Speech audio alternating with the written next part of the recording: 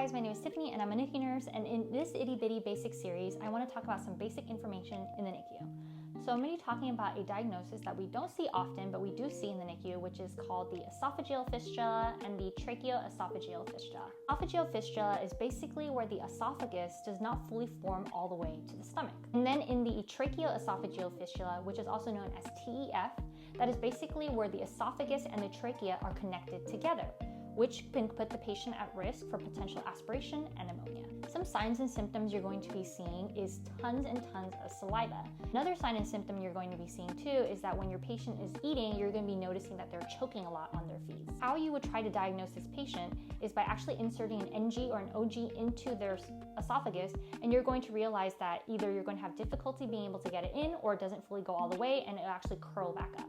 Other diagnostic tests we'll usually do is an X-ray or also doing an ultrasound.